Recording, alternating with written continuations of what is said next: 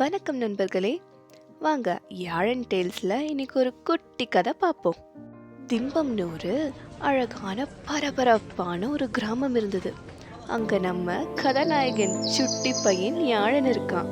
அவன் பார்த்தீங்களா ஒரு பூனைக்குட்டி கூட எப்படி சுட்டித்தனமாக சுற்றிக்கிட்டு இருக்கான்ட்டு. அவனுக்கு வீட்டில் இருக்கவே பிடிக்காது, எங்கேயாவது சுற்றிக்கிட்டே இருக்கணும். சரி, ஒரு நாள் எங்கேயாவது போகலான்னு ஒரு மேப் வச்சு காட்டுக்கு போகலான்னு யோசிச்சுக்கிட்டு இருக்கான்.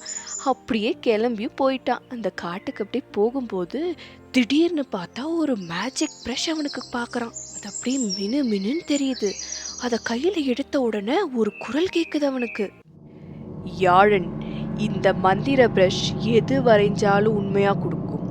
ஆனா நீ அதை 2 முறை மட்டுமே பயன்படுத்த முடியும். ஒரு நாளைக்கு ஒரு தடவை. கவனமாக அதை பயன்படுத்து.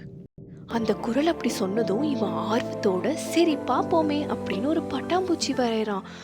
ஆச்சரியப்பட்டு பார்த்தா அந்த பட்டாம்பூச்சிக்கு உயிர் வந்துருச்சு. அச்சச்சோ, அவனுக்கு பல யோசனை. அந்த ப்ரஷ்ஷை வச்சு வீடு வரையலாம், கார் வரையலாம், வண்டி வரையலாம், எல்லாமே நமக்கு கிடைக்கும் அப்படின்ட்டு பயங்கர ஆசைப்படுறான் என்ன வரையலான்ட்டு. கொஞ்ச நேரம் ஓய்வு எடுத்துட்டு அவன் திரும்பி அவன் கிராமத்துக்கே போகிறான். கிராமத்துக்கு போகிற வழியில் பார்த்தா ஒரு தாத்தா உட்காந்துருக்காரு சோகமா. ஏன்னா அவரோட சக்கரை வண்டியோட ஒரு கால் உடஞ்சி போச்சு.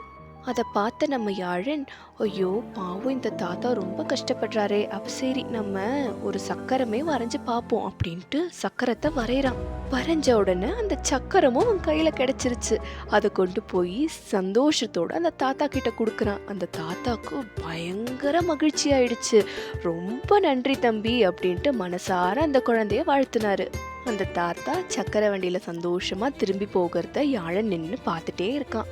அவன் ஆசைப்பட்டது கிடைக்கிறத விட தாத்தாக்கு சக்கரை வண்டி கிடைச்சு அவர் சந்தோஷமா போறத பார்த்து அவனுக்கு அளவு கடந்த மகிழ்ச்சி வந்துச்சு.